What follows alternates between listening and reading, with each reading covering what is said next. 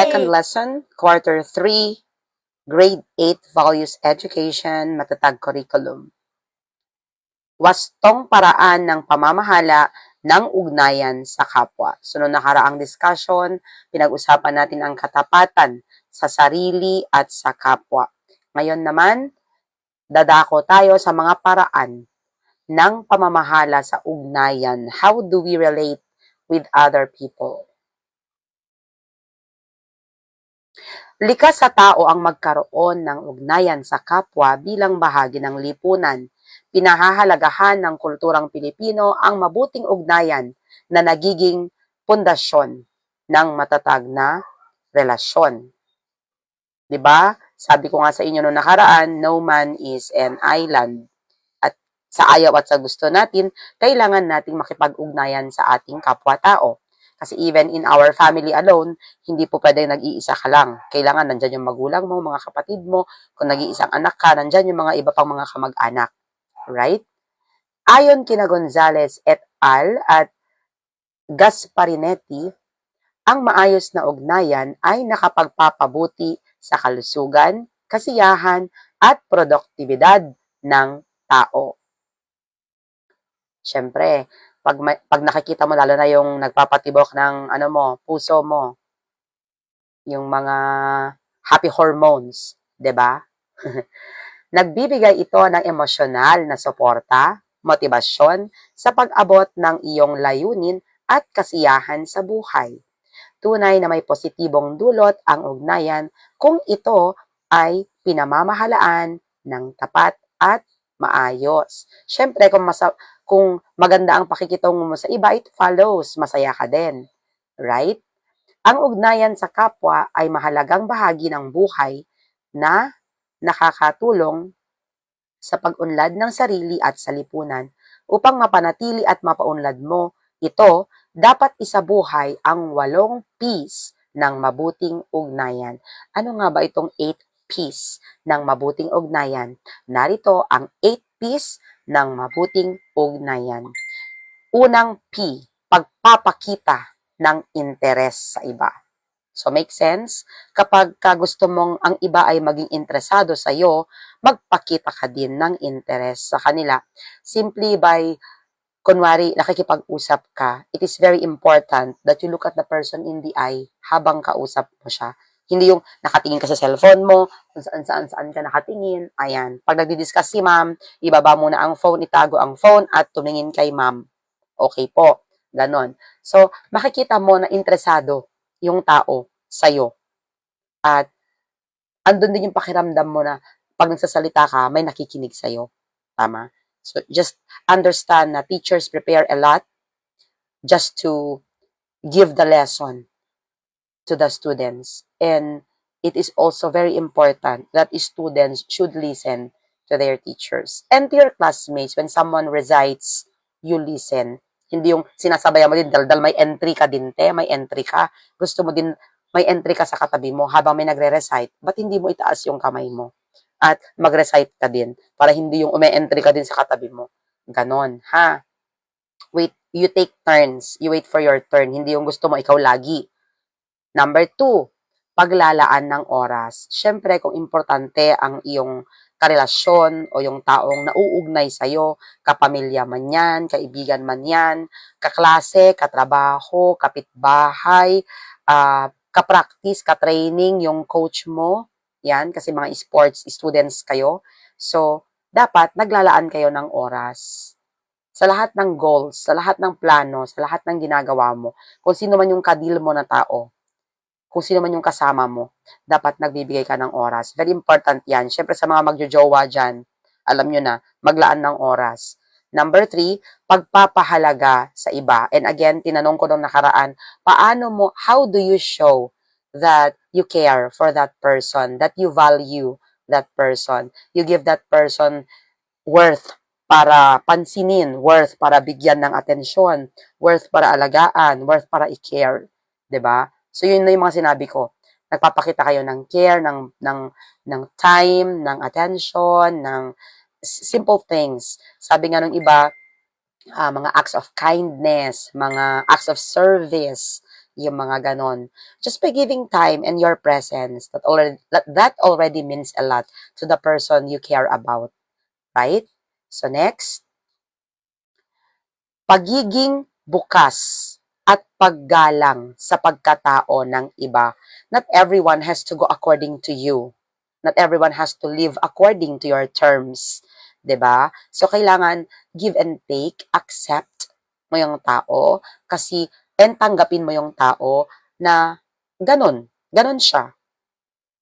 Yesterday nga, narinig ko sa seminar namin, not everyone is built the way you are built. So everyone is built differently. So we should be able to accept that and to embrace the differences and to just be, alam mo yun, okay lang.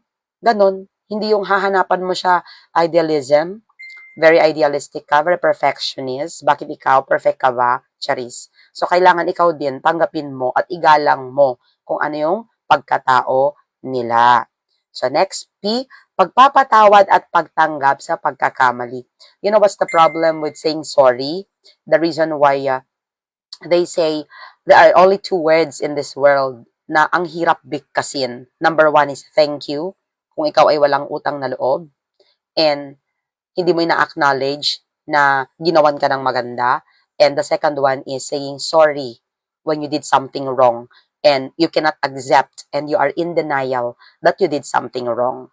And it's very important na pag pinatawad mo yung tao, ikaw din mismo, dapat humingi ka din ng kapatawaran before you ask for forgiveness or you give forgiveness to others. Ikaw din dapat marunong ka din mag-sorry. Hindi yung, ikaw na nga ang may kasalanan, pero i-blame mo pa din sa kanila. I-manipulate mo sila na parang sila pa ang mali, ikaw nga yung mali. Tanggapin mo, mag-sorry ka. Ganun lang yon. Okay. Next, P, pagiging matapat at makatarungan. Well, pagiging matapat at makatarungan, it follows sa gobyerno natin sa ngayon. Ano ba ang nangyayari?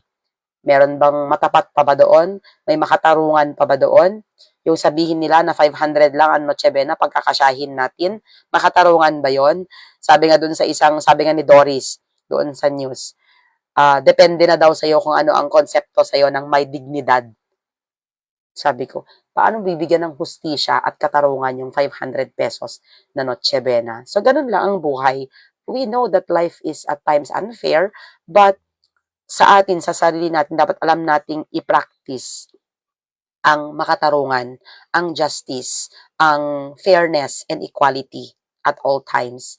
Para tayo din, when we expect things like this to happen, we should also be able to practice it to ourselves. 'Di ba? Hindi lang you expect others to be just, you expect others to be honest, pero ikaw sa sarili mo hindi. So, it starts with you. Next is pagpapasalamat. And again, sabi ko nga, dalawang bagay na mahirap sabihin, sorry and thank you. Dapat mapagpasalamat tayo at hindi mareklamo. Kasi yung pagpapasalamat is not something na built-in din sa lahat. Hindi lahat ng tao ay marunong magpasalamat. Yung ginawan mo na nga siya ng maayos, trinato mo ng tama, pero at the end of the day, ikaw pa din ang masama. So, kailangan small things, even small things, not necessarily material things or super big things na ginawa sa iyong pabor. Kahit maliliit na bagay lang, even just a smile when you were sad, someone who smiled at you and told you that everything's gonna be okay, that is already something. So we should be able to thank the person, 'di ba? For making our day. Hindi yung, Diyos ko, lahat na lang hanapan mo ng kamalian, lahat na lang may reklamo ka. Sabi nila, ang taong mareklamo, kadalasan sila yung taong hindi masasaya sa buhay. Kaya tigilan natin ang pagrereklamo at matuto tayong magpasalamat kung ano ang meron tayo. Be grateful para lalo kang i-bless. Next is pakikinig. Again, there's a problem with pakikinig, especially sa atin, dahil o sa school setting. Yung gusto mong, pag ikaw ang nagsalita, nakikinig sila. All eyes on you. Pero ikaw, marunong ka bang makinig? Kasi may kilala ako hindi marunong makinig. Magaling magsalita, pero hindi marunong makinig. Pagka turn mo na para magsalita, wala na siya. nagsi-cellphone na or iba na yung sa iba na nakatingin or nag-iisip na siya ng panibagong entry na naman niya na sasabihin, na ibibida niya tungkol sa sarili niya or whatever na alam niya. Ganon. So, yung feeling niya full yung tank niya, hindi siya mauubusan ng topic under the sun. So, she does not know how to listen, but she knows how to talk a lot, a lot, a lot. Yun, masama yun. Kailangan marunong din tayong makinig. Again, binigyan tayo ni God ng isang bibig, dalawang tenga, for us to talk less and listen more. Yan. Always remember that. We should know how to listen. Kasi may mga bagay na even without words, napapakinggan mo by just looking at the person and lalo pag heart-to-heart talk, pakinggan mo and ramdamin mo and read between the lines. Not everything nasa words. Minsan nasa actions din. Ha? Sabi nga, actions speak louder than words. Next. So, yun ang ating 8 P's at yun ang mga gabay sa pamamahala sa ugnayan sa kapwa. How we deal with other people, magre-reflect doon. So, ang kahinahunan ay ang kakayahang manatiling kalmado at maayos mag-isip sa harap ng hindi ka nais-nais na sitwasyon. Ayan. Pag under pressure ka na, kumalma ka. Ito ay tumutulong upang mapigilan ang bugso ng damdamin at makagawa ng tamang desisyon. Kasi mahirap yung masyado tayong nagpapanik or masyado tayong nagpapadala sa emosyon na makakagawa tayo ng mga bagay na pagsisisihan natin. Yon. Always, your mind should always be above everything, above every situation, so that you can handle it calmly. Be calm, stay calm. Kalma lang, baby, kalma. Okay? Wala namang nasosolve na problem pagka laging emotional ka, iyakin ka, or laging mainit yung ulo mo, yung feeling mo na siga-siga, astig-astigan ka, ganon. So, wala. Walang nasosolve sa ganon. Kaya nga napapaawa yung mga ano sa daan, 'di ba? Yung mga road rage, mga ganun. Kasi pinapaibabaw ang init ng ulo at kayabangan. That's exactly the point. Yung feeling mo mas nakakaangat ka sa iba, nakakaastig, nakakalakas, whatever. So yun, nakakayabang. Mahalaga itong kahinahunan sa pakikitungo sa kapwa, lalo na kapag may hindi pagkakaunawaan o tensyon. Tinatawag itong cradle of power dahil nagbibigay ito ng lakas upang makontrol ang emosyon at kumilos ng tama. Ayan. Sa pamamagitan ng kahinahunan, nagiging mas madali ang pakikibagay, pakikipag-ugnayan at pagkakaroon ng mabuting relasyon sa iba. Kung ang tao ay may bertud na kahinahunan, siya ay may kakayahang tumugon sa mga hamon sa kanyang pakikipag-ugnayan sa ibang tao sa iba't ibang paraan. The virtue of temperance, pagtitimpi, pagiging mahinahon. So, bertud ng kahinahunan ay ang pagtugon ng may kasiyahan, pagtitiwala, at paniniwalang may kabutihan sa ibang tao hanggang sa kanila itong mapasubalitan. Pagtugon ng makatwiran kung ito ay komplikado, pagtugon ng mahinahon kung ito ay may dalang panganib ngunit hindi maiwasan. Siyempre, accidents happen. So, next tayo. Sa pagiging mahinahon, nagkakaroon ng matalinong pag-iisip o pagdedesisyon sa mga aksyon na ating gagawin upang magkaroon ng matibay at maunlad na ugnayan sa ating kapwa. Ayan. Paano nakakaapekto sa iyong pananalita at gawa ang kahinahunan? Nasa pagsasakilos na tayo, pagsasakilos ng wastong paraan ng pamamahala ng ugnayan upang maiwasan ang hindi pagkakaunawaan. Paano nga ba natin iiwasan ang mga misunderstanding? Ayan. Ang ugnayan ng tao ay mahalaga sa komunikasyon at pakikipagkapwa, ngunit minsan nasusubok dahil sa hindi pagkakaunawaan. Siyempre, misunderstandings are normal. Hindi naman sa lahat ng pagkakataon you expect them to agree with you, and ikaw din naman, nagdi-disagree ka din naman sa kanila minsan. So, kadalasan, ito ay nagmumula sa hindi maayos na komunikasyon, lalo na sa tono ng pananalita at maling interpretasyon nung sinasabi mo. Kapag nangyari ito, maaaring masira ang tiwala at nagdudulot ng hidwaan. So, nagkakaroon kayo ng miscommunication and misunderstanding. Ilan sa mga sanhi nito ay ito. Number 1, kakulangan sa impormasyon. Do not just jump into conclusion. Huwag tayong asumera. Kailangan alamin natin kung ano yung totoo at alamin natin ng buo yung kwento. Hindi yung chinismis lang sa atin. Number 2, maling akala. Sabi nga nila, maraming namamatay sa maling akala. Pwede namang magtanong, 'di ba? Sabi nga nung ano ko, hindi nakakabobo magtanong. So pwede namang magtanong. Number 3, pagkiling sa nais lamang marinig. So sometimes we ignore the rest of the information because we only listen to what we want to hear. That's the problem. So meron tayo kaagad bias. Ito lang yung gusto kong pakinggan. The rest, ayaw ko ng pakinggan. So lalo pag nanggaling sa tao na ayaw mo, it follows, ayaw mo rin siyang pakinggan. Pero pag nanggaling sa taong gusto mo, pero mali naman yung info, doon ka pa din makikinig kahit alam mong mali. Kasi nga, merong bias. Number 4, kasalukuyang emosyon. So, pag galit ka, most likely, iba ang dating sa'yo. Minsan, kahit maayos ang pagkakasabi, pag galit ka, para sa'yo, iba ang dating. Number 5, hindi malinaw na mensahe. Minsan din, yung pagkakasabi, nung nagsabi sa'yo, nung message, ay baluktot, dagdag, bawas, chismis, level. So, or na-mislead ka sa wrong information. So, hindi malinaw yung dating ng mensahe. Number 6, magkaibang pananaw. So, merong misunderstanding pag magkaiba kayo ng gusto. Iba ang idea mo, iba ang idea niya. So, hindi kayo magka-come up with a common na gagawin. So, ano nga dapat natin gawin para mapanatili ang mabuting ugnayan, para maiwasan yung mga misunderstanding?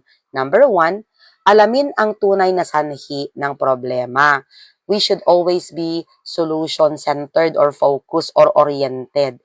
Hindi yung problema ang pinoproblema natin. Ang problemahin natin at isipin ay yung solusyon sa problema. Number 2, you identify the problem so that it can lead you to the solution. Hindi yung you focus and you dwell on the problem at nadagdagan yung problema kasi sobrang iniisip mo yung problema. Number 2, igalang ang pagkatao at dignidad ng kapwa. It's not always you who is right. You must respect yung decisions and ideas ng iba. At kasama na rin dyan yung pagrespeto sa kanilang dignidad bilang tao. Pag galit ka, huwag kang sumisigaw, huwag mo silang sinisigawan, pinapahiya, lalo kung may mga nakaharap din na iba, lalo kung professional ka, 'di ba? Ilagay mo yung profession mo, pagiging professional mo sa lugar. Number 3, makipagsundo at makipagkompromiso para sa solusyon. So for example, you don't agree with them, but meron yung terms nila na pwede namang pasok sa'yo. At meron ka ding terms na ayaw din nila, pero pwedeng pasok din sa kanila. So meet halfway. Make both ends meet. Meet halfway. Yun ang ibig sabihin ng compromise. Para magkasundo kayo. Para matapos na lang ito kung sakaling may misunderstanding. Yung, halimbawa, magkaaway kayo at hindi na kayo magkakaayos. So, pagka ganong paraan, hindi naman porke magbabati kayo, magiging close kayo ulit. Or friends, super friends kayo ulit. Hindi naman. You can just be civil. You can just be casual. Magkaklase kayo, you can just be classmates. Magkatrabaho kayo, you can just be colleagues, co-workers. Hindi kailangan maging besties. Okay? So, ganun lang yon. Basta maging tao lang. Maging tao at rumespeto at iwasan na yung mga hidwaan, parinigan, insultuhan, at sapawan, at kung ano-anong chismisan. Yan. So, yun lang. So, it's all about ugnayan, how we relate to other people. And again, golden rule, mangingibabaw dyan. Panatilihin natin ang golden rule. Sabi nga ni Confucius, do not do unto others what you don't want others do unto you. So, the best way to deal with other people is to be good to them as you want them to be good to you. As simple as that. So this is Teacher Timmy saying, happiness is a choice. Always choose to be happy. So nakadalawang modules na tayo. Okay? So dear students, watch this and pay attention. You have your textbooks. You do the activities sa textbook. Ilagay sa notebook. Yun lang. Have a nice weekend, guys.